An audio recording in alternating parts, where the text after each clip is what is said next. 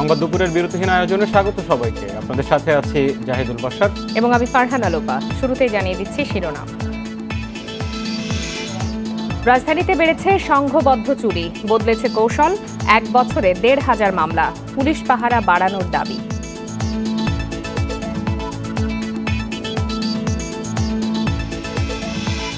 কিশোরগঞ্জ কারাগারে মানসিক ভারসাম্যহীন এক বন্দীর হামলায় আরেক বন্দী নিহত। আহত এক পক্ষের 5 জনই মানসিক ভারসাম্যহীন।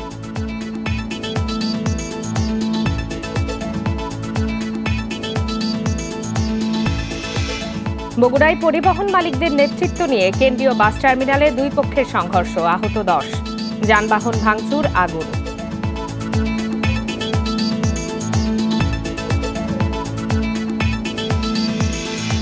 রাজধানী সহ সারা দেশে করোনার টিকা নিতে আগ্রহীদের ভিড়। 2400 কেন্দ্রে চলছে টিকাদান, কেন্দ্রেও নিবন্ধনের সুযোগ।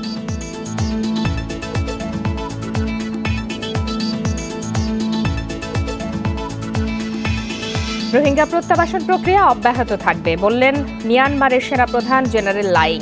নতুন করে রোহিঙ্গা অনুপ্রবেশ ঘটেনি।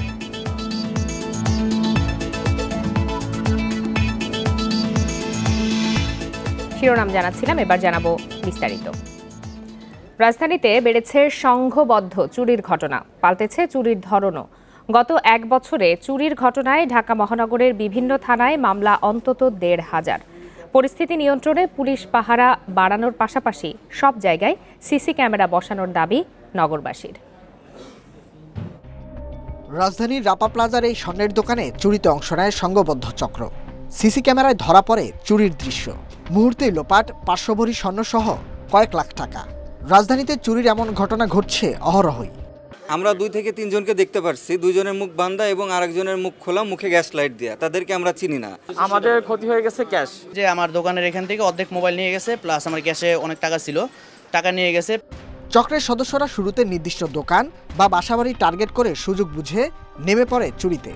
এমন বেশভূষা দেখে বোঝার উপায় নেই কে চোর। আমরা একটা রড নিয়ে যাইতাম, যে আশেপাশে কেউ না থাকলে পরে একটা দোকান দেখে পরে তালাটা ভাঙ্গা পরে ঢুকিয়া পরে টাকা সিগারেট মিগে যা পাইতাম নিয়ে। পুলিশের পরিসংখ্যান বলছে রাজধানীতে 2020 সালে গ্রিল কেটে বাসাবাড়িতে চুরির ঘটনায় মামলা হয়েছে 658টি এবং গাড়ি চুরি 332টি। এছাড়া অন্যান্য চুরির ঘটনায় মামলা হয়েছে আরও 874টি। কখনো কখনো তারা এই উবারের সাইকেল অথবা প্রাইভেট কার এগুলিকে ভাড়া নেন, ভাড়া নিয়ে রেকি করে ঘুরে গাড়ি অপরাধগুলি সংগঠন করেন।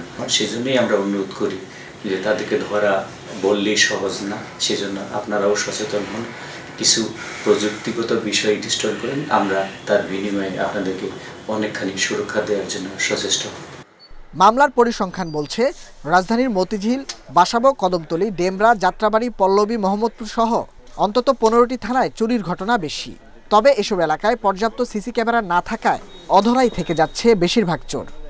সিসি ক্যামেরা এখানে অনেক জায়গাতেই নাই। আমরা যে মিটিংয়ের মাধ্যমে বা উঠান বৈঠকের মাধ্যমে জনগণকে উদ্বুদ্ধ করছি যে ভাই আপনার এখানে একটা 5তলা বাড়ি আছে, আপনি একটা সিসি ক্যামেরা লাগালে এই সুবিধাগুলি আপনি পাবেন, চুরি প্রতিরোধ করা যাবে। তো সিসি ক্যামেরা লাগানোর জন্য সবাইকে উৎসাহ দিচ্ছি। নগরবাসীর নিরাপত্তায় রাজধানীর প্রতিটি এলাকায় পুলিশি নিরাপত্তার পাশাপাশি সিসি ক্যামেরা বসানোর দাবি ঢাকাবাসী। Nahid Kamal, Independent News, Dhaka. কিশোরগঞ্জ জেলা কারাগারে মানসিক ভারসাম্যহীন এক বন্দীর হামলায় আরেক বন্দী নিহত হয়েছে। এই ঘটনায় আহত হয়েছেন আরও একজন। গত রাত 4টার দিকে এই ঘটনা ঘটে। জেল সুপার বজলুর রশিদ জানিয়েছেন, সোমবার রাতে একই কক্ষে ঘুমাতে যান মানসিক ভারসাম্যহীন 5 বন্দী। রাত 4টার দিকে বাথরুমের দরজার কাঠ ভেঙে ঘুমন্ত 2 বন্দীর উপর হামলা করে আরেক মানসিক ভারসাম্যহীন বন্দী সাইদু মিয়া। এ সময় গুরুতর আহত ওই 2 জনকে হাসপাতালে নেওয়া হলে একজনকে মৃত ঘোষণা করেন চিকিৎসক। নিহত আব্দুল হাই কিশোরগঞ্জ সদর উপজেলার শিমুলিয়া গ্রামের মোহাম্মদ ইসরাইল মিয়ার ছেলে। হামলাকারী সাইদু মিয়া ধর্ষণ মামলার আসামি।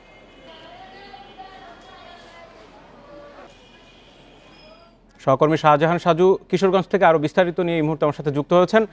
শাহজাহান, একটু জানতে চাইব যে 5 জন ভারসাম্যহীন মানুষ একই কক্ষে ছিলেন, জেল সুপারের ব্যাখ্যা কি দিচ্ছেন, কেন তাদেরকে একসাথে রাখা হলো? আরেকটি বিষয়, এখন কারাগারের পরিস্থিতি কি?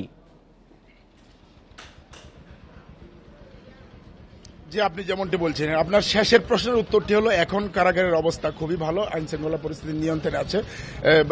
কারাগারের যে কর্তৃপক্ষ তারাও তো খুব সতর্ক অবস্থানে আছেন। পাশাপাশি ওই কিশোরগঞ্জের পুলিশ সুপার তিনিও পরিদর্শন করেছেন কারাগার। আর আপনার প্রথম প্রশ্নের যে উত্তরটি, সেই উত্তরটি আমি যদি দিই, ঠিক একই প্রশ্ন আমি জেল সুপার জনাব বজলুর রশিদকে করেছিলাম যে আপনি যেহেতু স্বীকার করছেন যে এরা মানসিক বন্দী, তো মানসিক বন্দী 5 জন একই রুমে মানে কেন থাকলো বা থাকার কোনো নিয়ম আছে কিনা, এ বিষয়ে আসলে তিনি কোনো উত্তর আমাদেরকে দেননি।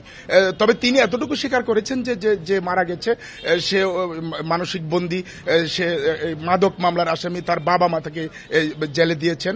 আর যে মানে হত্যাটা করেছে তার নাম হলো সাইদু মিয়া, সেও মানসিক বন্দী, সে একটা ধর্ষণ মামলার আসামি।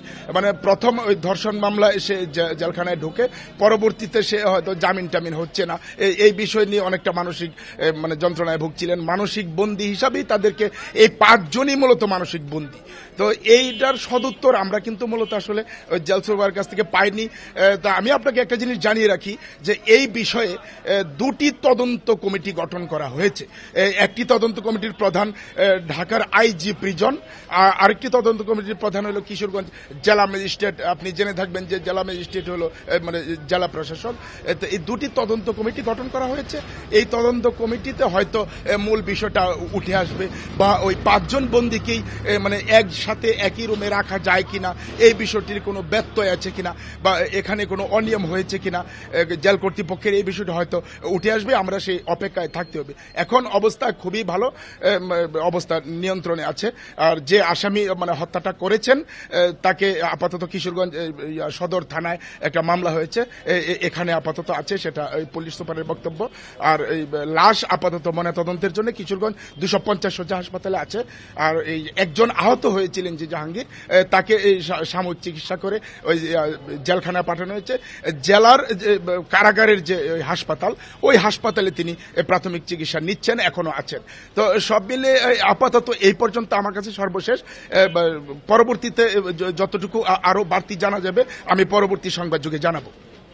কিশোরগঞ্জ কারাগার থেকে সেখান থেকে বিস্তারিত জানাচ্ছিলেন আমাদের সহকর্মী। বগুড়ায় পরিবহন মালিক সমিতির নেতৃত্ব নিয়ে দুই পক্ষের সংঘর্ষে সাংবাদিক, পুলিশ সহ অন্তত 10 জন আহত হয়েছেন। দুপুরে শহরের চারমাথা এলাকায় কেন্দ্রীয় বাস টার্মিনালে এই ঘটনা ঘটে। পুলিশ জানায় পরিবহন মালিকদের সংগঠনের নেতৃত্ব নিয়ে দীর্ঘদিন ধরে সাবেক আহ্বায়ক মঞ্জুরুল আলম মোহন এবং বর্তমান সাধারণ সম্পাদক আমিনুল ইসলামের মধ্যে বিরোধ চলছিল। বিষয়টি নিয়ে উচ্চ আদালতে একটি মামলা বিচারাধীন। সকালে মালিক সমিতি কার্যালয়ে হামলা চালায় মোহনের সমর্থকরা। আমিনুলের পক্ষের লোকজন বাধা দিলে দুপক্ষ সংঘর্ষে জড়ায়। এ সময় সমিতির কার্যালয়ে অগ্নিসংযোগ সহ বেশ কয়েকটি বাস ভাঙচুর এবং মোটরসাইকেলে আগুন দেওয়া হয়। খবর পেয়ে অতিরিক্ত পুলিশ গিয়ে পরিস্থিতি নিয়ন্ত্রণে আনে। এ ঘটনার পর থেকেই কেন্দ্রীয় বাস টার্মিনাল থেকে বাস চলাচল বন্ধ রয়েছে।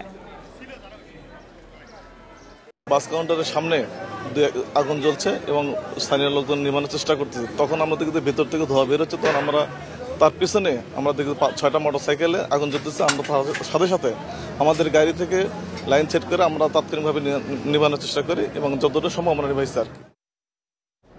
এ বিষয়ে আরও বিস্তারিত জানাতে বগুড়া থেকে আমাদের সাথে যোগ দিয়েছেন সহকর্মী হাসিবুর রহমান। হাসিব, বোঝাই যাচ্ছে আধিপত্য বিস্তারকে কেন্দ্র করে এই সংঘর্ষ হয়েছে এবং এই সংঘর্ষে এখন পর্যন্ত পুলিশ, সাংবাদিক সহ 10 জনের মতো আহত হয়েছেন। তাদের কি অবস্থা এবং কখন নাগাদ বাস চলাচল স্বাভাবিক হতে পারে, কি তথ্য রয়েছে সর্বশেষ? আমি আহতদের সম্পর্কে যেটুকু খবর পেয়েছি তারা কেউই সংকটাপন্ন নয় বলে আমাদেরকে জানিয়েছেন চিকিৎসকরা। তবে তাদের সময় লাগবে একেবারে পুরোপুরি সেরে উঠতে। আর এই বাস চলাচলের যে বিষয়টি সম্পর্কে আপনি জানতে চাচ্ছিলেন, আমি একটু আগে এই যে একটা গ্রুপের যিনি দায়িত্ব নিয়েছেন আমিনুল ইসলাম, তার সঙ্গে কথা বলেছি। তিনি সাংবাদিকদের যেটি বলেছে যে এখন থেকেই বগুড়া থেকে সবগুলো রুটে অনির্দিষ্টকালের জন্য বাস বন্ধ রয়েছে এবং তাদের দাবি যেটি রয়েছে যে এই হামলার সাথে জড়িত মোহনকে দায়ী করা হয়েছে এবং তার গ্রেপ্তারের পাশাপাশি বগুড়ার অতিরিক্ত জেলা ম্যাজিস্ট্রেট সালাউদ্দিন আহমেদকে প্রত্যাহারের দাবি করা হয়েছে এবং তারা বলছে যে এই দুইজনকে বিরুদ্ধে তারা যে সিদ্ধান্ত দিয়েছে সেটি কার্যকর না হওয়া পর্যন্ত বগুড়া থেকে আর কোনো গাড়ি চলবে না। কিছুক্ষণের মধ্যে তারা আরও তাদের কর্মসূচি ঘোষণা করবেন বলে আমাদেরকে জানিয়েছেন এবং তারা কেন্দ্রীয়ভাবে নেতৃবৃন্দের সাথে আলোচনা করছেন এবং সেখান থেকে এই বগুড়ার বিষয়ে সিদ্ধান্ত আসার পরেই মূলত আজকের যে ঘটনা নিয়ে পরবর্তী যে কর্মসূচি সেটি তারা ঘোষণা করবেন। বগুড়া কেন্দ্রীয় বাস টার্মিনাল, যেটি এই অঞ্চলের একটি গুরুত্বপূর্ণ বাস টার্মিনাল, সেটি এখন পুলিশের নিয়ন্ত্রণে রয়েছে এবং পুলিশ পুরো এলাকায় নিয়ন্ত্রণে রেখেছে। আর যারা শ্রমিক রয়েছে তাদেরকে নিরাপদ দূরে সরে দেওয়া হয়েছে এবং তারা নিরাপদ দূরেতেই আছেন। পুলিশের নিয়ন্ত্রণেই এখন বগুড়া কেন্দ্রীয় বাস টার্মিনাল রয়েছে।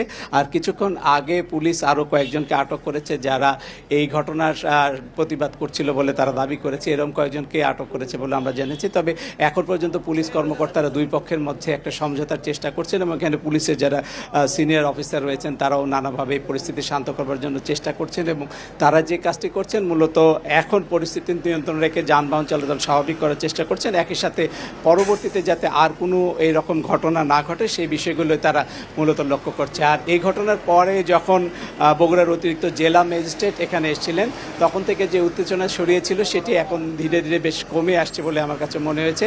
অতিরিক্ত জেলা ম্যাজিস্ট্রেট সালাউদ্দিন, যাকে প্রত্যাহারের দাবিতে এখন নতুন কর্মসূচি ঘোষণা করেছে, তিনি আর কেন্দ্রীয় বাস টার্মিনাল এলাকায় নেই, পুরো এলাকায় এখন পুলিশের নিয়ন্ত্রণে রয়েছে বলে আমরা দেখতে পাচ্ছি। হাসিব, এই যে তৎপরতা, ক্ষমতা দখলের যে তৎপরতা, এটিতে আসলে দীর্ঘদিনের সমস্যা।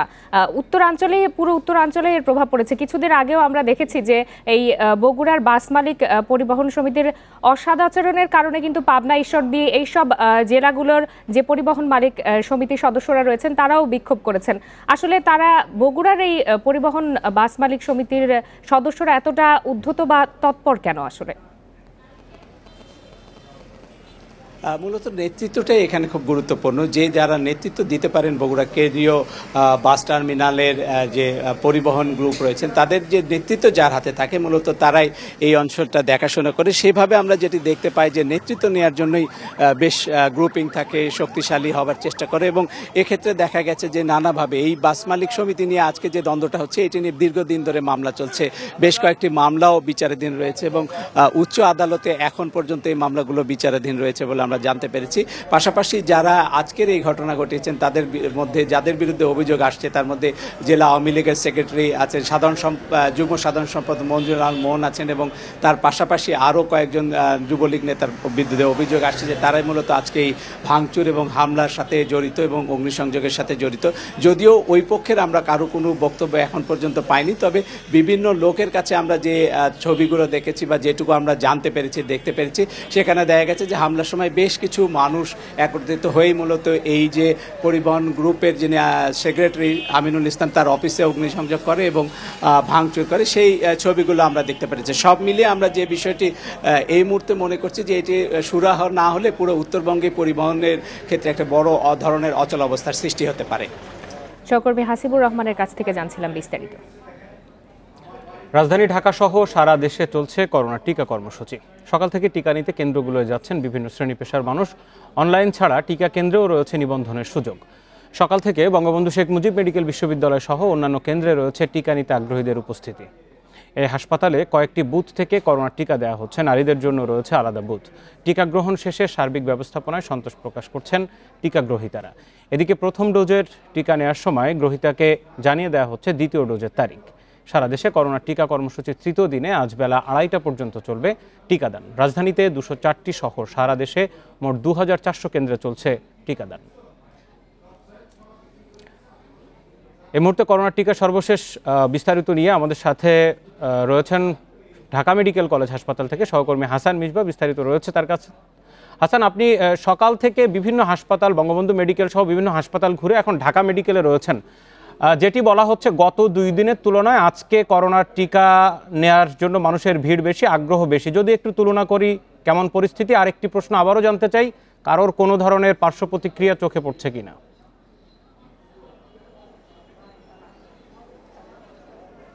ঢাকা মেডিকেল কলেজ হাসপাতালে আজকে 500 জনকে, অর্থাৎ গতকাল 500 জনকে SMS পাঠানো হয়েছে। এর মধ্যে 700 জন টিকা নিয়েছেন, অর্থাৎ এই কেন্দ্রের 4টি বুথে 500 জনের টিকা দেওয়ার ব্যবস্থা থাকলেও আজকে অতিরিক্ত হিসেবে আরও 200 জনকে টিকা দেওয়া হয়েছে এবং যারা এসেছেন কাউকে ফেরত দেওয়া হয়নি। অনেকে শুধু NID কার্ড নিয়ে এসেছেন, তাৎক্ষণিকভাবে তাদের কেন্দ্রে নিবন্ধন করে টিকা দেওয়া হয়েছে। গতকালকে এই সংখ্যা ছিল 500, তার আগের দিন অর্থাৎ প্রথম দিন ছিল 270, অর্থাৎ ধারাবাহিকভাবে কিন্তু এই সংখ্যা বাড়ছে। আর বঙ্গবন্ধু শেখ মুজিব মেডিকেল বিশ্ববিদ্যালয়ে আমরা আজকে দেখেছি সকাল থেকে সেখানে অনেক বেশি ভিড় ছিল। সেখানেও আমরা যখন এসেছি দুপুরে 1টার দিকে, সেখানে প্রায় 800 মতো মানুষ টিকা নিয়েছেন। অর্থাৎ রাজধানীর অন্যান্য কেন্দ্রগুলোতেও আজকে করোনার টিকা নেওয়ার আমরা অনেক বেশি ভিড় পেয়েছি। স্বাস্থ্য সচিব একটু আগে ঢাকা মেডিকেল কলেজ হাসপাতাল খুলে গেছেন। তিনি বলেছেন যে বয়স সীমা মূলত 55 থেকে 40-এ নেয় টিকা নেওয়া বা টিকা গ্রহীতাদের অনেক বেশি আগ্রহ তারা খেয়াল করছেন। সে বাস্তবতা আমরাও কেন্দ্রগুলোতে পেয়েছি। তিনি জানিয়েছেন যে বাংলাদেশে যত টিকা আছে এর পাশাপাশি গ্যাভি এবং কোভ্যাক্স অ্যালায়েন্স থেকেও আরও অনেক টিকা আসবে। তিনি জানিয়েছেন 1,31,000 টিকা এ মাসের শেষে চলে আসবে।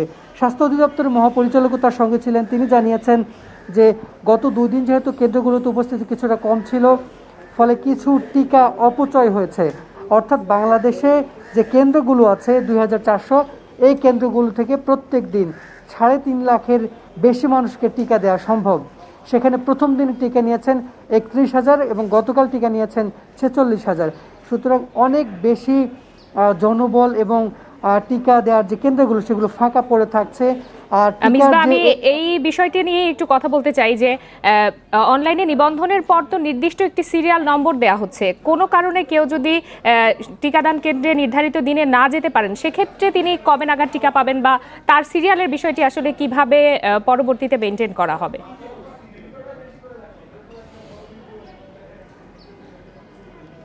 কেউ যদি কোনো কারণে তার সিরিয়ালটি মিস করে থাকেন, তিনি পরে যে কোনো দিন এই টিকাটি নিতে পারবেন, সেই ব্যবস্থা করা আছে। আর এনআইডি কার্ড নিয়ে যেহেতু অনিবন্ধিত ব্যক্তিও নিবন্ধিত হয়ে টিকা নেওয়ার সুযোগ পাচ্ছেন, সুতরাং কেউ যদি কখনো কোনো কারণে এই সিরিয়াল মিস করে থাকেন, তিনি পরবর্তী সময়ে কেন্দ্রে গেলে তাকে ওই সময়ে টিকা দেওয়া হবে। সেক্ষেত্রে কোনো ধরনের জটিলতা হচ্ছে না। এরকমভাবে সিরিয়াল মিস করে টিকা নিয়েছেন পরবর্তীতে এরকম 2-1 জনের সঙ্গেও আমাদের কথা হয়েছে। ঢাকা মেডিকেল থেকে জানাচ্ছিলেন সহকর্মী হাসান মির্জা। নিবন্ধন জটিলতায় এখনও টিকা পায়নি সিটি কর্পোরেশনের পরিচ্ছন্নতা ও মশক কর্মীরা। কর্পোরেশনের বুথেও তাদের রেজিস্ট্রেশনের জন্য আলাদা ব্যবস্থা রাখা হয়নি, অথচ তাদের অগ্রাধিকার ভিত্তিতে টিকা দেয়া উচিত বলে মনে করেন কাউন্সিলররা। সিটি কর্পোরেশন জানিয়েছে শিগগিরই কিছু কর্মীকে প্রশিক্ষণ দিয়ে এ বিষয়ে ব্যবস্থা নেওয়া হচ্ছে। প্রথম ধাপে করোনার টিকা পাচ্ছেন সিটি কর্পোরেশনের সম্মুখ যোদ্ধারা, যাদের মধ্যে অন্যতম পরিচ্ছন্নতা ও মশক কর্মী। করোনাকালেও তারা সেবা দিয়ে যাচ্ছে নগরবাসীকে, তবে তাদের ধারণা নেই রেজিস্ট্রেশন সম্পর্কে। ঢাকার 2 সিটির নিজস্ব 10টি মাতৃসদন এবং 2টি হাসপাতালে করোনা টিকার বুথ করা হয়েছে, তবে সেসব বুথে এখনও নিবন্ধনের ব্যবস্থা করা হয়নি। সিটি কর্পোরেশন আমরা বলো না, আবার সমাজ কল্যাণ আমরা বলো না যে আমরা ফ্রি টিকা আছে অথবা কি, এগুলো কেউ কিছু বলে টলো না। জায়গাতে আমরা যেমনি ভালো বুঝবো তেমনি আপনার দরকার, আপনার সহযোগিতা না হলে আমরা পারবো না। পরিচ্ছন্নতা ও মশক কর্মীদের জন্য বুথে সহজে টিকা নেওয়ার ব্যবস্থা করার আহ্বান কাউন্সিলরদের। এছাড়া সিটি কর্পোরেশনের নির্দেশনা পেলে প্রতিটি ওয়ার্ড কার্যালয়ে নিবন্ধনের ব্যবস্থা করতে চান তারা। জারুদার আছে, আমার কর্মী মশক নিধনকারী আছে, আমার কর্মী যারা আমার অফিস স্টাফ আছে, আমার মেয়র মহোদয় যাদেরকে দিয়েছেন আমাকে সহযোগিতা করার জন্য, সেই সমস্ত কর্মীদেরকে যেন আগে দেওয়া হয়। অ্যাপসটা আমরা পরে অ্যাডজাস্ট করে দিলাম, কারণ এটা একটা গভর্নমেন্ট রেকর্ডের ব্যাপার থাকে। এটা সিটি কর্পোরেশন থেকে আমরা তালিকাটা তৈরি করে যে আমাদের এতজন মশক কর্মী, এতজন পরিষ্কার পরিচ্ছন্ন কর্মী আছে, এটা সিটি কর্পোরেশন থেকে তারপর এটা সরকারের কাছে ডিরেক্ট পাঠিয়ে দিয়ে দেওয়া হলো। সিটি কর্পোরেশন বলছে শিগগিরই তাদের জন্য প্রতিটি বুথে রেজিস্ট্রেশনের ব্যবস্থা করা হচ্ছে। এছাড়া নিবন্ধনের জন্য কিছু কর্মীদের প্রশিক্ষণও দেওয়া হবে।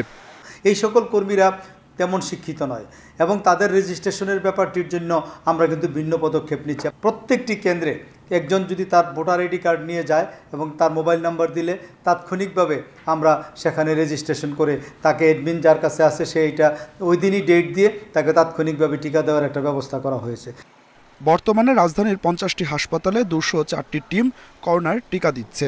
বুথের সংখ্যা আরও বাড়ানোর কথাও বলছে city corporation. Adilur Rahman, independent News, Dhaka.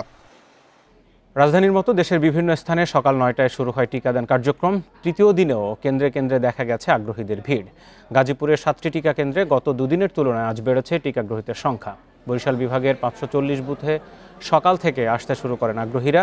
মহানগরীতে আজ 630 জনকে টিকা দেওয়ার কথা রয়েছে সরাসরি নিবন্ধনের সুযোগও। রাজশাহী মেডিকেল কলেজ হাসপাতাল, পুলিশ হাসপাতাল ও সম্মিলিত সামরিক হাসপাতাল সহ সব উপজেলা হাসপাতালে দেওয়া হচ্ছে করোনার টিকা। শরীয়তপুরে সরাসরি নিবন্ধনে নানা জটিলতায় ভোগান্তিতে পড়েন মানুষ। চুয়াডাঙ্গায় গত 2 দিনে নিবন্ধন করেছেন 2458 জন। ঝিনাইদহ, লক্ষ্মীপুর সহ প্রায় সব জেলায় গত 2 দিনের তুলনায় বেড়েছে টিকা গ্রহীতার ভিড়। টিকা নিয়েছি, আমার এখন নরমাল কোনো অসুবিধা আমার মনে হচ্ছে না। আমি ইতিমধ্যে টিকা গ্রহণ করেছি, এখন পর্যন্ত আমার কোনো শারীরিক পার্শ্ব প্রতিক্রিয়া দেখা দেয়নি। সিলেটে টিকা কেন্দ্রে সরাসরি নিবন্ধনের ব্যবস্থা না থাকায় বিপাকে পড়েছেন নিম্নবিত্ত ও প্রযুক্তি সুবিধা বঞ্চিত মানুষেরা। টিকা নেয়ার আগ্রহ থাকলেও নিবন্ধন করতে না পেরে ফিরে যেতে হচ্ছে তাদের। নগরবাসীর জন্য একটি মাত্র কেন্দ্র নির্ধারিত হওয়ায় তৈরি হয়েছে এ জটিলতা। তবে সমাধানে দ্রুত পদক্ষেপ নেয়ার কথা জানিয়েছেন টিকা সংশ্লিষ্টরা। সারা দেশেই প্রায় সবগুলো টিকা কেন্দ্রে গিয়ে নিবন্ধনের পর টিকা গ্রহণের সুযোগ রয়েছে। তবে সিলেট ওসমানী মেডিকেল কলেজ হাসপাতাল কেন্দ্রে গিয়ে বিপাকে পড়তে হচ্ছে আগ্রহীদের। নগরবাসীর জন্য এই একটি মাত্র কেন্দ্রে 12টি বুথের মাধ্যমে চলছে কার্যক্রম, কিন্তু সরাসরি নিবন্ধনের ব্যবস্থা না থাকায় ফিরে যেতে হচ্ছে দরিদ্র ও প্রযুক্তিগত সুবিধা বঞ্চিতদের। স্পট যেটা রেজিস্ট্রেশন যেটা, এই সুযোগটা সিলেট এখনো বুঝি শুরু হয় নাই। যদি সেটা শুরু করা যায় তাহলে ভালো হয়। যদি সরকার এভাবে বিভিন্ন পয়েন্টে বা বিভিন্ন মেডিকেল সেন্টারে বা ক্লিনিকে বুথের ব্যবস্থা করতে, সহজে রেজিস্ট্রেশন করার জন্য, তাহলে মনে হয় আমরা সাধারণ জনগণ যারা আছি এটার উপকারিতা ভোগ করতে পারবো। টিকা কার্যক্রমে জড়িতরা বলছেন, নগরীতে একমাত্র কেন্দ্র হয় চাপ কিছুটা বেশি, যে কারণে সরাসরি নিবন্ধনের ব্যবস্থা রাখা হয়নি এই কেন্দ্রে। ভ্যাকসিন নেওয়া নিয়ে বা রিসেপশন বা আদারওয়াইজ কোনো ধরনের কোনো সমস্যা হচ্ছে না। আর স্পট রেজিস্ট্রেশনের কোনো বিধান এখনও কিন্তু করা হয়নি। আমরা এখানে স্পট রেজিস্ট্রেশন করব না, করলে একটা আনওয়ান্টেড একটা ঝামেলা আমাদের উপরে আসবে, তখন ভ্যাকসিন কার্যক্রম ব্যাহত হতে। সমস্যা সমাধানে নগরীর বিভিন্ন এলাকায় 6টি নিবন্ধন বুথ চালুর কথা জানিয়েছেন সিটি কর্পোরেশনের প্রধান স্বাস্থ্য কর্মকর্তা। আমরা চিন্তা ভাবনা করছি থেকে আমরা সিটি কর্পোরেশনের রেজিস্ট্রেশন বুথটা করব। আমরা সিটি কর্পোরেশনে আপাতত আমরা 2টা বুথ করব রেজিস্ট্রেশনের জন্য, এবং আশা করতেছি বুধবার বৃহস্পতিবার নাগাদ আমরা আরো দুইটা জায়গায় 4টা বুথ করব। সিলেট মহানগর ও জেলায় করোনা টিকার জন্য 41টি কেন্দ্র নির্ধারিত। প্রান্তিক ও প্রযুক্তি বিমুখ জনগোষ্ঠীর কথা বিবেচনা করে টিকা কেন্দ্র বাড়ানো এবং সরাসরি নিবন্ধন ব্যবস্থা চালুর দাবি নগরবাসীর। মাধব কর্মকার, ইন্ডিপেন্ডেন্ট নিউজ, সিলেট। এ বিষয়ে আরো বিস্তারিত জানাতে সিলেট থেকে যোগ দিয়েছেন সহকর্মী মাধব কর্মকার। মাধব, যেহেতু নগরবাসীর জন্য একটি মাত্র টিকা কেন্দ্র এখন পর্যন্ত চালু রয়েছে, সেখানে প্রতিদিন গড়ে কতজন করে টিকা নিতে পারছেন?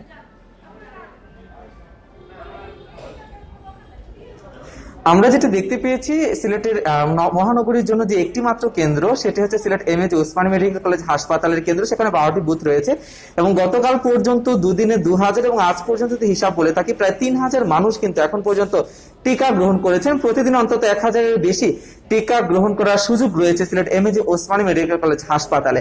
এবং গতকাল দুপুর থেকে যে সংবাদটি আমরা প্রচার করছিলাম, সারা বাংলাদেশে টিকা গ্রহণের জন্য যে অনস্পট রেজিস্ট্রেশন বুথ থাকলেও সিলেট মহানগরীতে অনস্পট রেজিস্ট্রেশনের কোনো সুযোগ সুবিধা ছিল না। এই ব্যাপারে আমরা কথা বলেছিলাম সিলেট সিটি কর্পোরেশনের যিনি প্রধান স্বাস্থ্য কর্মকর্তা রয়েছেন ওনার সাথে, এবং ওনার সাথে কথা বলার পর উনি যেটি জানিয়েছিলেন যে খুব শীঘ্রই তারা সিলেট মহানগরীতে রেজিস্ট্রেশন বুথ চালু করবেন। তারই ধারাবাহিকতায় আজকে সিলেটের যে সিটি কর্পোরেশন রয়েছে সেই সিটি কর্পোরেশন ভবনে 3টি বুথের চালুর কথা তিনি জানিয়েছেন। এই মুহূর্তে আপনারা সেই বুথের কার্যক্রম দেখছেন। এবং এখানটা আসলে আজকে যেহেতু বেলা 10টা-11টা নাগাদ এই বুথ দুটি চালু হয়েছে, এখন পর্যন্ত আমরা যেটা জানতে পেরেছি 36 জন এখানটায় এসে রেজিস্ট্রেশন সম্পন্ন করেছেন। যেহেতু বেলা এখন আরো 2 ঘন্টা রয়েছে, আরো রেজিস্ট্রেশন সংখ্যা বাড়বে বলে আমরা আশা রাখি। তবে একটি ব্যাপারে স্বাস্থ্য কর্মকর্তা আমাদেরকে জানিয়েছেন, সেটি হচ্ছে যে যদিও সিটি কর্পোরেশনের ভবনে এই বুথ চালু করা হয়েছে, তারপরেও সিলেট মহানগরীর বিভিন্ন স্থানে আগামী বৃহস্পতিবারের মধ্যে আরো বেশ কয়েকটি রেজিস্ট্রেশন বুথ চালু করা হবে। যারা প্রযুক্তি বিমুখ রয়েছেন কিংবা যারা কিছুটা নিম্নবিত্ত শ্রেণী রয়েছেন, যাদের আসলে ল্যাপটপ স্মার্টফোন সুবিধা নেই, তাদের সুবিধার্থে এই মহানগরী জুড়ে কয়েকটি ওয়ার্ডে এই রেজিস্ট্রেশন বুথ চালু করা হবে। তবে সাধারণ জনগণ যেটি বলছেন যে প্রচারের দরকার রয়েছে, এখনো কিন্তু সিলেটে অনেকেই জানেন না রেজিস্ট্রেশন করাটা ফ্রি, ভ্যাকসিন নেওয়াটা ফ্রি। তাদের জ্ঞাতার্থে সিলেট মহানগরীতে একটু প্রচারণা দরকার রয়েছে, যাতে করে এই প্রচারের মাধ্যমে জনগণ জানতে পারে যে এই ভ্যাকসিন নেওয়াটা ফ্রি এবং আসলে কারা ভ্যাকসিনটি গ্রহণ করতে পারবেন এবং রেজিস্ট্রেশনের যে আসলে সিস্টেম বা রেজিস্ট্রেশনের নিয়মাবলী কি সেগুলো জানাতে হলে সিলেট মহানগরীতে প্রচার দরকার রয়েছে এবং আরো বেশি বুথ তৈরি করা দরকার রয়েছে বলে মনে করছেন নগরবাসীরা। সিলেট থেকে জানাচ্ছিলেন সহকর্মী মাধব কর্মকার। অপরাধ নিয়ে তৈরি টিভি সিরিজ ও সিনেমা দেখে অপকর্ম জড়িয়ে পড়ছে কিশোররা। নিখোঁজ হত্যা, ফোন করে চাঁদাবাজি, এমনকি ব্যাংক ডাকাতির কায়দাও শিখছে সেখান থেকে। পুলিশ জানিয়েছে আটক কিশোরদের অনেকে ইউটিউব আর হিন্দি সিরিয়াল দেখে অপরাধে জড়িয়ে পড়েন। আর বিশেষজ্ঞরা বলছেন অনলাইন আসক্তি কমানো না গেলে অপরাধ বাড়বেই। তাই পরিবারকেই এই নিয়ে আরও মনোযোগী হতে হবে।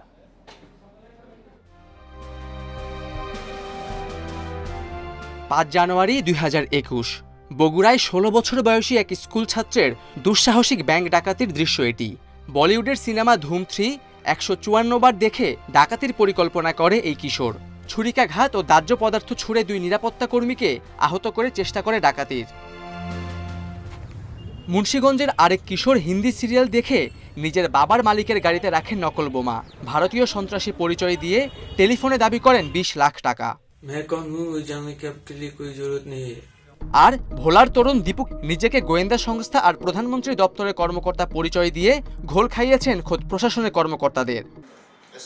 গোয়েন্দা পুলিশ বলছে সম্প্রতি গ্রেপ্তার অনেক কিশোরী জিজ্ঞাসাবাদে বিভিন্ন থ্রিলার সিনেমা দেখে অপরাধে উৎসাহ পাওয়ার কথা জানিয়েছেন। ওইসব মুভি বা সিনেমা বা ইউটিউবে অনেক জায়গায় কিন্তু বলা থাকে যে কিভাবে পুলিশকে এড়িয়ে বা আইন শৃঙ্খলা বাহিনীকে এড়িয়ে এই কাজগুলি করা যায়। তবে আমরা সাম্প্রতিককালে যে কয়েকটা ঘটনা ঘটেছে এগুলি কিন্তু ট্রুলি একটা অপরাধ। বিশেষজ্ঞরা বলছেন কিশোর বয়সে মনে অ্যাডভেঞ্চারের আগ্রহ থাকে, তাই ইন্টারনেট ও মিডিয়ায় তারা কি দেখছে তা খেয়াল করা জরুরি। সেই সাথে মা বাবার অযত্ন, অবহেলা, বিনোদনের সংকট, মাদক সেবন, খারাপ সঙ্গ সহ নানা কারণে কিশোররা অপরাধী হয়ে উঠছে। তাদের যে পোটেনশিয়ালস আছে সেটা কিন্তু নানাভাবে তারা ইমপ্লিমেন্ট করতে চায়, চ্যানেলাইজ করতে চায়। কিন্তু প্রবলেম হলো আমি কোন পথে করব, কোনটা সঠিক, কোনটা বেঠিক, কোনটা সত্যিকার অর্থেই হলো আমার জন্য ভালো, এই জিনিসটা বোঝার তার ক্ষমতা থাকে না। সেটা যদি প্রপারলি চ্যানেলাইজ করার মতন আমরা স্কোপটা তৈরি করে দিতে পারি তাহলে কিন্তু হলো এই বিষয়গুলোর প্রবণতা আমাদের অনেকখানি কমে যাবে। শিশু কি দেখছে মোবাইলে, কি দেখছে টিভিতে, কিংবা কিভাবে আসলে সেই বিষয়গুলো নিজের মধ্যে পারসিভ করছে, সেগুলো যদি আসলে প্রপারলি সুপারভাইজ না করে তাহলে কিন্তু এদের দ্বারা বিভিন্ন ধরনের অপরাধ কিন্তু ঘটানো সম্ভব। এ ধরনের অপরাধ প্রবণতা এখনই নিয়ন্ত্রণ করতে না পারলে আইন শৃঙ্খলার জন্য তা বড় হুমকি হয়ে উঠতে পারে। Khaled Raihan, independent News, Dhaka. মুক্তিযুদ্ধ চলাকালে মানবতা বিরোধী অপরাধের মামলায় ময়মনসিংহের খলিলুর রহমান সহ 10 আসামির বিরুদ্ধে রায় ঘোষণা হবে আগামী বৃহস্পতিবার সকালে। আন্তর্জাতিক অপরাধ ট্রাইব্যুনালের চেয়ারম্যান বিচারপতি শাহিনুর ইসলাম এই দিন ঘোষণা করেন। ট্রাইব্যুনালের বিচারপতি আমির হোসেন, বিচারপতি আবু আহমেদ জমাদারও এ সময় উপস্থিত ছিলেন। আসামিদের বিরুদ্ধে হত্যা, লুণ্ঠন, অগ্নিসংযোগ, নির্যাতনের 4টি অভিযোগ রয়েছে। এদিকে মানবতা বিরোধী অপরাধের আরেক মামলায় ময়মনসিংহ 7 আসনের জাতীয় পার্টির সাবেক সংসদ সদস্য এম.এ. হান্নানের বিরুদ্ধে সাক্ষ্য দিয়েছেন সংস্কৃতি প্রতিমন্ত্রী কে.এম. খালিদ। ট্রাইব্যুনাল গঠনের পর এই প্রথম কোনো মন্ত্রী সাক্ষ্য দিলেন। 2015 সালে হান্নান সহ এই মামলার আরও 3 আসামি মিজানুর রহমান মিন্টু, ডাক্তার খন্দকার গোলাম সাব্বির ও হরমুজ আলীকে গ্রেপ্তার করা হয়।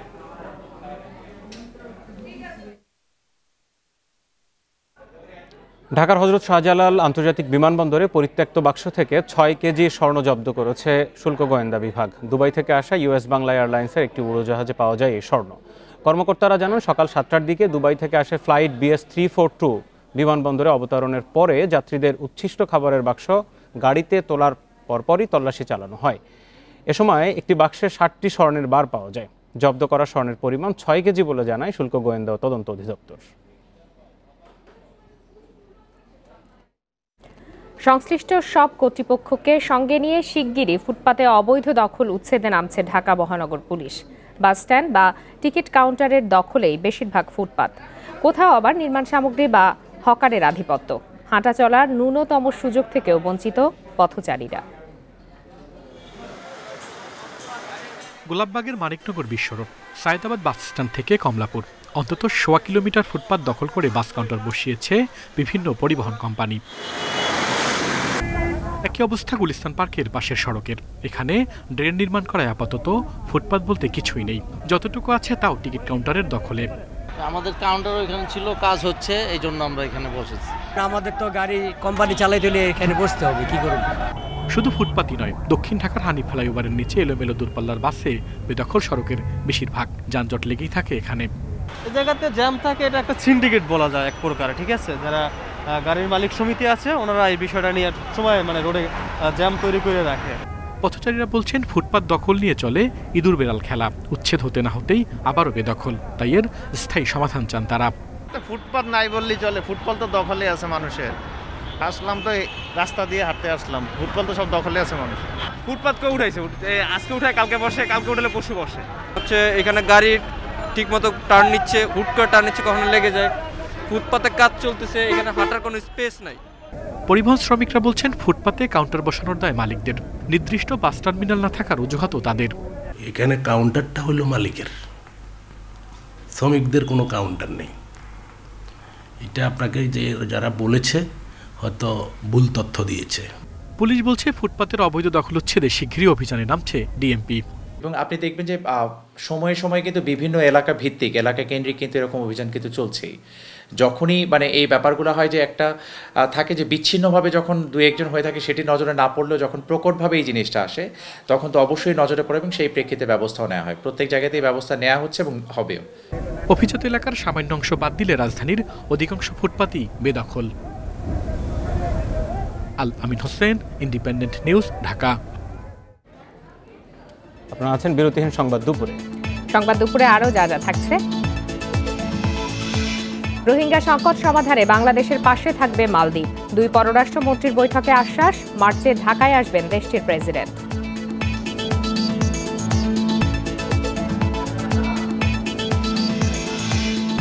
ভারতকে হারিয়ে যুব বিশ্বকাপ জয়ের 1 বছর পূর্তি আজ। জাতীয় দলের খেলার অপেক্ষায়, সব ম্যাচ জেতা সেই দলের অনেকেই।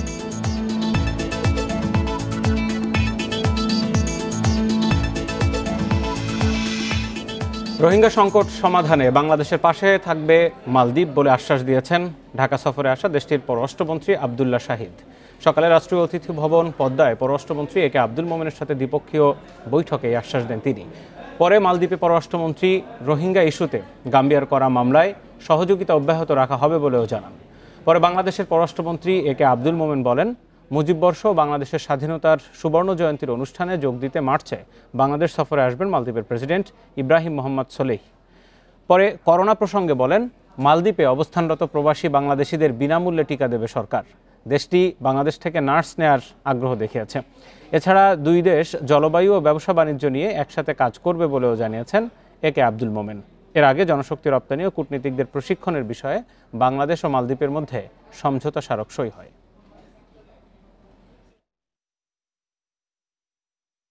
আমাদের যদি শিপিং লাইন হয় তাহলে যোগাযোগটা বাড়বে, কানেক্টিভিটি ইজ ইম্পর্টেন্ট। এবং মালদ্বীপ আমাদের মতোই তারা আমরা এবং ক্লাইমেট ইস্যুর উপর আলাপ করেছি। সো একাধিক ইস্যুর উপর আমরা আজকে আলোচনা করেছি এবং সিদ্ধান্ত মোটামুটি আমাদের উভয়েরই একই রকমের। রোহিঙ্গাদের দেশে ফেরানোর প্রক্রিয়া অব্যাহত থাকবে বলে জানিয়েছেন অভ্যুত্থানের মাধ্যমে ক্ষমতা দখল করা মিয়ানমারের সেনাপ্রধান জেনারেল মিং অং ফ্লাইং। দেশজুড়ে বিক্ষোভ এবং আন্তর্জাতিক চাপের মধ্যে সোমবার প্রথমবারের মতো জাতির উদ্দেশ্যে দেয়া ভাষণে একথা জানান তিনি। বাংলাদেশে আশ্রয় নেয়া প্রায় 11 লাখ রোহিঙ্গাকে মিয়ানমারে ফিরিয়ে নিতে দীর্ঘদিন ধরে আলোচনা চালাচ্ছে বাংলাদেশ, মিয়ানমার সহ আন্তর্জাতিক সম্প্রদায়। তবে 3.5 বছর ধরে বারবার প্রতিশ্রুতি দিয়েও রোহিঙ্গা প্রত্যাবাসন শুরু করেনি মিয়ানমার। এরই মধ্যে 1 ফেব্রুয়ারি সেনা অভ্যুত্থানের মাধ্যমে গণতান্ত্রিক সরকারকে উৎখাত করে ক্ষমতা দখল করে মিয়ানমার সেনাবাহিনী। এতে রোহিঙ্গা প্রত্যাবাসন নিয়ে নতুন করে দেখা দেয় অনিশ্চয়তা আর উদ্বেগ। কেননা রাখাইন থেকে রোহিঙ্গাদের বিতাড়নের পেছনে দেশটির সেনাবাহিনীকেই দায়ী করা হয়। ক্ষমতা দখলের ৮ দিন পর সোমবার মিয়ানমারের রাষ্ট্রীয় টেলিভিশনে জাতির উদ্দেশ্যে দেয়া ভাষণে রোহিঙ্গা ইস্যুতে কথা বলেন সেনাপ্রধান জেনারেল মিন অং লাইং। যদিও রোহিঙ্গা শব্দটি উচ্চারণ করেননি তিনি। সেনাপ্রধান বলেন, ২০১৭ সালে বাংলাদেশে আশ্রয় নেওয়া মানুষদের দেশে ফেরানোর প্রক্রিয়া অব্যাহত থাকবে। মিয়ানমারের যারা এখন বাংলাদেশে আছে তাদের প্রত্যাবাসন নিয়ে আমাদের কাজ অব্যাহত থাকবে। দুই দেশের দ্বিপাক্ষিক চুক্তি এবং আমাদের নীতি অনুযায়ী এই প্রক্রিয়া সম্পন্ন হবে। ২০১৭ সালে রাখাইনে মিয়ানমার সেনাবাহিনীর অভিযানের মুখে প্রাণে বাঁচতে ৭ লাখ রোহিঙ্গা পালিয়ে বাংলাদেশে আশ্রয় নেয়। রোহিঙ্গা সম্প্রদায়ের ওপর হত্যা, ধর্ষণ, অত্যাচার, নির্যাতনের অপরাধে এরই মধ্যে আন্তর্জাতিক আদালতের কাঠগড়ায়ও দাঁড়াতে হয়েছে নেপিদোকে। Sadia Afrin, Independent News. মিয়ানমারে অভ্যুত্থান বিরোধী বিক্ষোভ দমাতে পুলিশ ও সেনা সরকারের কঠোর অবস্থানের পরও থেমে থাকেনি আন্দোলনকারীরা। অভ্যুত্থান বিরোধী অহিংস আন্দোলন চালিয়ে যাওয়ার অঙ্গীকার করেছেন তারা। এদিকে বিক্ষোভের মধ্যেই প্রথম টেলিভিশন ভাষণে আবারও অভ্যুত্থানের সাফাই দিলেন সেনাপ্রধান মিন অং লাইং। নভেম্বরে ভোট গ্রহণ সুষ্ঠু ছিল না উল্লেখ করে আবারও নির্বাচনের প্রতিশ্রুতি দেন তিনি। সেনা অভ্যুত্থান বিরোধী বিক্ষোভে উত্তাল মিয়ানমার। এজন্য বড় সমাবেশের ওপর নিষেধাজ্ঞা, রাত্রিকালীন কারফিউ জারি ও বিভিন্ন সড়ক বন্ধ করেছে সেনাবাহিনী। বিক্ষোভকারীদের ওপর ব্যবহার করা হয়েছে জল কামানো।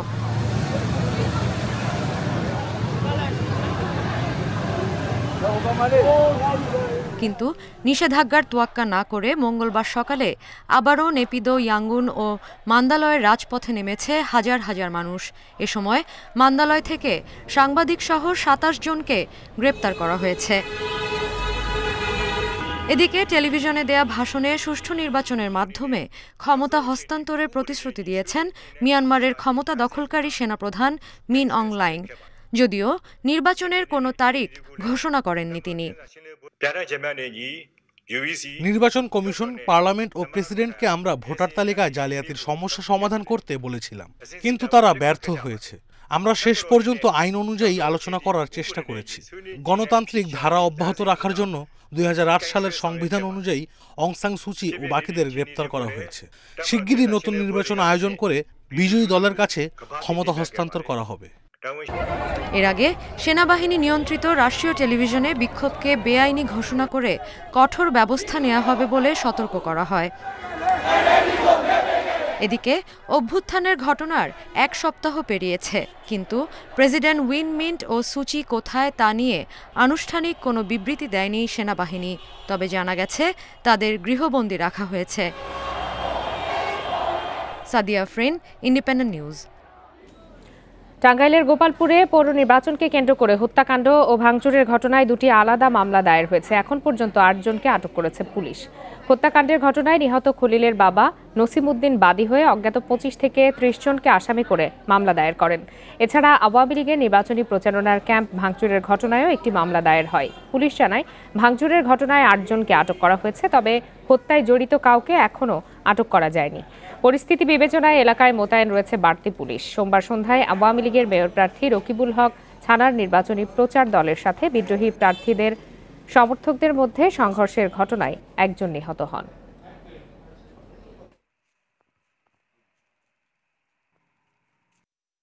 একটি হত্যা মামলা অজ্ঞাতনামা আসামিদের করে, আর আওয়ামী লীগের নির্বাচনী প্রচারণার যে ক্যাম্প সেটিকে ভাঙচুরের ঘটনায় আরেকটি মামলা দায়ের করা হয়েছে। সেখানে ৮ জন আসামিকে আমরা গ্রেপ্তার করেছি। বাকিদেরও ২টি মামলাই আসামিদেরকে গ্রেপ্তারের জন্য আমাদের প্রচেষ্টা অব্যাহত আছে। নানা অনিয়ম আর দুর্নীতির কারণে শক্ত ভিতের ওপর দাঁড়াতে পারছে না নতুন প্রজন্মের বেশিরভাগ ব্যাংক। ফলে ২ দফা সময় নিয়েও পুঁজিবাজারে আসতে পারেনি প্রতিষ্ঠানগুলো। বাংলাদেশ ব্যাংক বলছে এসব ব্যাংককে সঠিক পথে পরিচালনা করতে তৎপরতা অব্যাহত আছে। যদিও বাংলাদেশ ব্যাংকের পদক্ষেপ কতটা কাজে আসবে তা নিয়ে সংশয় প্রকাশ করেছেন অর্থনীতিবিদেরা। ২০১৩ সালে একযোগে ৯টি বেসরকারি বাণিজ্যিক ব্যাংক অনুমোদন দেয় বাংলাদেশ ব্যাংক। শর্ত ছিল ৩ বছরের মধ্যেই পুঁজিবাজারে তালিকাভুক্ত হতে হবে। তবে ২০১৬ সালে ব্যাংকগুলোকে আরও ৩ বছর সময় দেয়া হয়। পেরিয়ে গেছে সেই সময়ও। ব্যাংকগুলোর অনুমোদন দেওয়ার সময়ই সিদ্ধান্তের যৌক্তিকতা নিয়ে প্রশ্ন তুলেছিলেন অর্থনীতিবিদেরা। ৮ বছরেও তেমন সবল অবস্থানে যেতে পারেনি এসব প্রতিষ্ঠান। বাংলাদেশ ব্যাংকের হিসাবে 9 ব্যাংকে খেলাপি ঋণের পরিমাণ 5,000 কোটি টাকার বেশি। ব্যালেন্স শিট থেকে শুরু করে অনেক কিছু যে সমস্ত ফর্মালিটিসগুলো আছে, ওই ফর্মালিটিসগুলো ফুলফিল করেই কিন্তু তাদের পুঁজিবাজারে আসতে হয়। সুতরাং আমাদের শর্ত অনুযায়ী যে ব্যাংকগুলো আসছে সেগুলো তো আসছে, আর বাকি ব্যাংকগুলো যাতে আসে সেই ব্যাপারে বাংলাদেশ ব্যাংক প্রচেষ্টা অব্যাহত রাখছে। দেরিতে হলেও পুঁজিবাজারে আসছে এনআরবি কমার্শিয়াল ব্যাংক। এরই মধ্যে প্রতিষ্ঠানটি প্রাথমিক গণপ্রস্তাব আইপিও ছেড়েছে, সংগ্রহ করছে 120 কোটি টাকা। এছাড়া পুঁজিবাজারে আসতে বাংলাদেশ ব্যাংকের অনুমোদন পেয়েছে সাউথ বাংলা এগ্রিকালচার ব্যাংক। আমরা একটা নতুন রেগুলেটর পাচ্ছি, আমাদের কমপ্লায়েন্স এবং গভর্নেন্স বাড়বে, এবং দ্বিতীয়ত মাইনরিটি শেয়ার হোল্ডাররা তাদের রাইট নিয়ে কথা বলবে, সেখান থেকে আরও গভর্নেন্স বাড়বে। এবং সত্যিকার অর্থে ব্যাংক আমাদের যে ব্যবসাটা, পাবলিক লিমিটেড কোম্পানি ব্যাংকের ব্যবসাটা, এটা আসলে জনগণের টাকায় জনগণকে সার্ভিস দেওয়া হচ্ছে। অর্থনীতিবিদরা বলছেন লাইসেন্সের শর্ত অনুযায়ী সব ব্যাংকের নতুন নতুন পণ্য আনার কথা, কিন্তু তারা সেদিকে না গিয়ে পুরনো ব্যাংকগুলোর সঙ্গে অসম প্রতিযোগিতায় নেমে পড়ে। আবার উদ্যোক্তারাও জড়িয়ে পড়েন অনিয়ম দুর্নীতিতে। বাংলাদেশ ব্যাংককে আরও বেশি তৎপর হতে হবে, আরও বেশি দক্ষভাবে এই সব প্রতিষ্ঠানকে পর্যবেক্ষণে রাখতে হবে, তাদেরকে অডিট করতে হবে, ইন্সপেকশন করতে হবে এবং তাদেরকে সঠিক পথে নিতে হবে। এনআরবিসি তালিকাভুক্ত হলে পুঁজিবাজারে ব্যাংকের সংখ্যা দাঁড়াবে 31-এ, যদিও ব্যবসা করছে 60টি, অর্থাৎ পুরনো অনেক ব্যাংকও পুঁজিবাজারের বাইরে। Ruhul Amin, independent News, Dhaka. প্রকল্প বাস্তবায়নের দক্ষতা ও কাজের মান নিয়ে প্রশ্ন ওঠার সঙ্গত বলে মন্তব্য করেছেন পরিকল্পনা মন্ত্রী এম এ মান্নান। এ সময় তিনি পরামর্শক প্রতিষ্ঠানগুলোকে নিরপেক্ষ ও কঠোরভাবে প্রভাব মূল্যায়নের আহ্বান জানান। সকালে রাজধানীর শের-ই-বাংলা নগরের এনইসি অডিটোরিয়ামে আয়োজিত 2020-21 অর্থবছরের নির্বাচিত চলমান প্রকল্পের নিবিড় পরিবীক্ষণ ও সমাপ্ত প্রকল্পের প্রভাব মূল্যায়ন সংক্রান্ত ওরিয়েন্টেশন কর্মশালায় এসব কথা বলেন তিনি। অনুষ্ঠানে জানানো হয়, কর্মশালায় নিবিড় পরিবীক্ষণের জন্য মাতারবাড়ি কয়লা বিদ্যুৎ কেন্দ্র সহ 22টি প্রকল্প নির্বাচন করা হয়েছে। এছাড়া আমার বাড়ি আমার খামার সহ 8টি সমাপ্ত প্রকল্পের প্রভাব মূল্যায়নের জন্য চিহ্নিত করা হয়। কর্মশালায় প্রকল্প সংশ্লিষ্টদের জন্য পরামর্শক প্রতিষ্ঠানকে নির্ধারিত সময়ে নিবিড় পরিবীক্ষণ ও প্রভাব মূল্যায়নের কাজ শেষ করার পরামর্শ দেওয়া হয়। আমাদের বাস্তবায়নের দক্ষতা সম্বন্ধে, বাস্তবায়নের মান সম্বন্ধে সঙ্গত কারণে অনেক প্রশ্ন উঠেছে। অনেকেই ভ্যালু ফর মানি, টাকাটা তো আমার নয়, টাকাটা সরকারের পকেটের টাকা নয়, জনগণের টাকা। জনগণ আমাদেরকে টাকাটা দিয়ে নিজেরা না খেয়ে আধ পেটা খেয়ে গ্রামে বসে আছে। বরিশাল সিটি কর্পোরেশনের প্রধান নির্বাহী কর্মকর্তার পদ খালি থাকায় বন্ধ রয়েছে কর্পোরেশনের সব ধরনের ব্যয়। আর এর জেরে 2 মাস ধরে বন্ধ কর্পোরেশনের কর্মচারীদের বেতন ভাতাও। প্রশাসনিক ও উন্নয়ন কার্যক্রমে ব্যাহতের পাশাপাশি দেখা দিয়েছে শ্রমিক অসন্তোষ।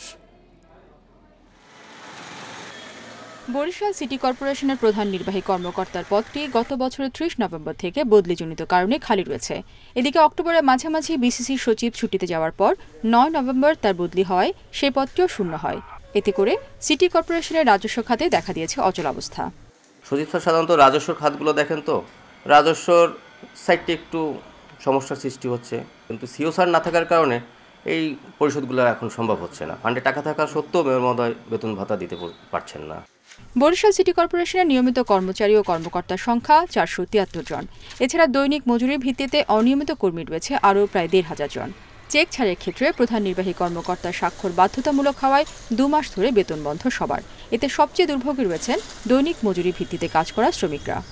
তো আমাদের সামান্য বেতন 9,000 টাকা বেতন, আমাদের মানে এই বেতন দিয়ে চলতে বাচ্চা কাচ্চা লেখান পড়ানো অনেক কষ্ট হয়। তারপরও যদি 2 মাস বেতন বাকি থাকে আমাদের চলতে অনেক কষ্ট। করোনা এই সময় দোকানপাটে ব্যবসা বাণিজ্যে খুবই খারাপ অবস্থা, কেউ বাকি দিতে চায় না, আমাদের চলতে ফিরতে খুবই কষ্ট হচ্ছে। তাদের জীবন তো চালাতেই হয়, যার কারণে আমরা তাদেরকে বুঝাইয়া ম্যানেজ এখন আর করতে পারছি না, যে বেতন টাকার অভাবে তো আর কথার বুঝে হয় না।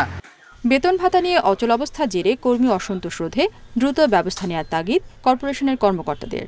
রেগুলার বেতনটা পেয়ে আসছিলেন, হঠাৎ করে যদি সেটা না পান তাহলে তার জন্য হোক আর আমার জন্য হোক অবশ্যই সেটা একটা ব্যাঘাত সৃষ্টি হয়, সংকট সৃষ্টি হয়। এই জন্য প্রধান নির্বাহী কর্মকর্তা সবসময় থাকা দরকার মাননীয় মেয়র মহোদয়ের কার্যক্রমকে আরও গতিশীল করার লক্ষ্যে।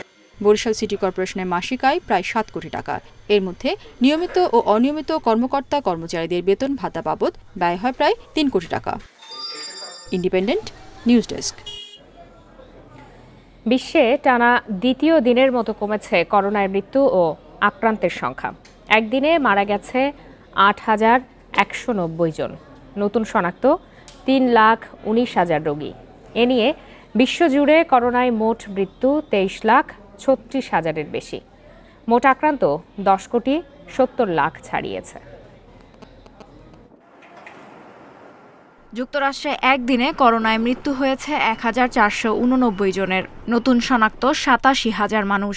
এ পর্যন্ত 29 লাখ শিশুর দেহে করোনা শনাক্ত হয়েছে বলে জানিয়েছে দেশটির স্বাস্থ্য মন্ত্রণালয়। অভ্যন্তরীণ ভ্রমণেও কোভিড নেগেটিভ রিপোর্ট বাধ্যতামূলক করার সিদ্ধান্ত নিয়েছে বাইডেন প্রশাসন। ব্রাজিলে একদিনে 600 জনের প্রাণহানি হয়েছে। নতুন করে ভাইরাস পাওয়া গেছে 23,000 মানুষের দেহে। এদিকে দেশ জুড়ে স্কুল খুলে দেয় রাজধানী সাও পাওলোতে বিক্ষোভ করেছে শিক্ষকরা। 60 ঊর্ধ্বদের ভ্যাকসিন প্রয়োগ শুরু করেছে ইতালি সরকার। সংক্রমণ কমায় দেশটির কয়েকটি শহরে খুলে দেয়া হয়েছে দোকানপাট ও ব্যবসা প্রতিষ্ঠান। বিস্তার বাড়ায় নরওয়েতে কড়াকড়ি আরোপ করা হয়েছে। সংক্রমণ কমায় ডেনমার্কে খুলে দেয়া হয়েছে স্কুল কলেজ। ফের করোনার বিস্তার বাড়ায় কুয়েতে জারি করা হয়েছে নতুন বিধিনিষেধ। বন্ধ থাকবে রেস্তোরাঁ এবং সব বিনোদন কেন্দ্র। এছাড়াও রাশিয়ায় 15,000, যুক্তরাজ্যে 14,000 এবং স্পেনে 19,000 করোনা রোগী শনাক্ত হয়েছে। Lutfa Fauzia, independent news. মার্কিন সিনেটে সাবেক প্রেসিডেন্ট ডোনাল্ড ট্রাম্পকে অভিশংসনের বিচার প্রক্রিয়া শুরু হচ্ছে আজ। এই প্রক্রিয়া দ্রুত শেষ করতে চায় ডেমোক্র্যাট ও রিপাবলিকান দুই পক্ষই। ট্রাম্পকে অভিশংসন করতে দরকার সিনেটের মোট সদস্যের 2/3 ভোট। 6 জানুয়ারি ওয়াশিংটনের ক্যাপিটল হিলে হামলা ও ভাঙচুর চালায় ট্রাম্প সমর্থকেরা। এতে এক পুলিশ কর্মকর্তা সহ অন্তত 5 জন নিহত হয়। সহিংসতায় উস্কানির অভিযোগ আনা হয় ট্রাম্পের বিরুদ্ধে, তবে ট্রাম্প উস্কানি দেননি বলে দাবি করেছেন তারা আইনজীবীরা। তারা বলছেন উত্তেজিত জনতাই নিজেদের ইচ্ছায় হামলা চালায়। এর আগে মেয়াদ শেষের আগেই ট্রাম্পকে পদ থেকে সরাতে পার্লামেন্টের নিম্নকক্ষ প্রতিনিধি পরিষদে অভিশংসন প্রস্তাব উত্থাপন করেন ডেমোক্র্যাটরা। 13 জানুয়ারি 232-197 ভোটে পাশ হয় প্রস্তাবটি।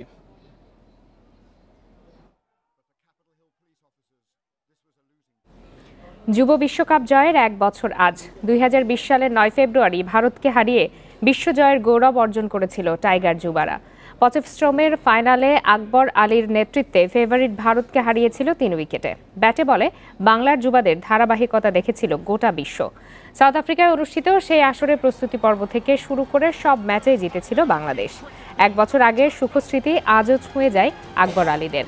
অনূর্ধ্ব 19 দলের অনেকেই এখন জাতীয় দলে খেলার অপেক্ষায়।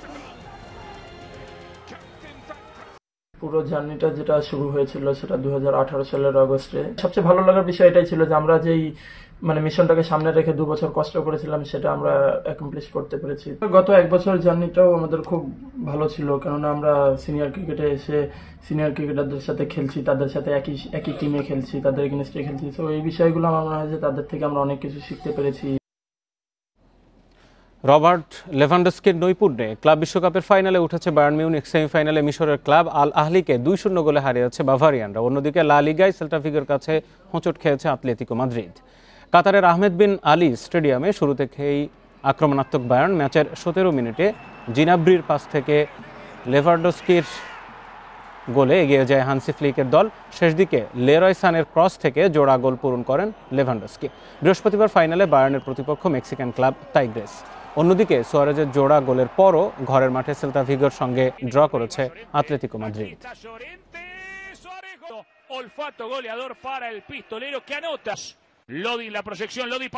অস্ট্রেলিয়ান ওপেনের প্রথম রাউন্ডের সরাসরি সেটে জয় পেয়েছেন রাফায়েল নাদাল ও আন্দ্রে রুবলেভ।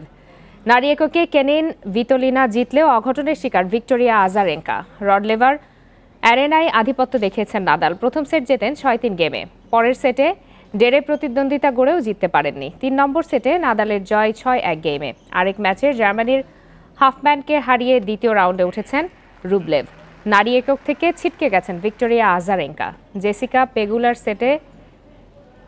পেগুলার কাছে সরাসরি সেটে হেরেছেন বেলারুশিয়ান তারকা।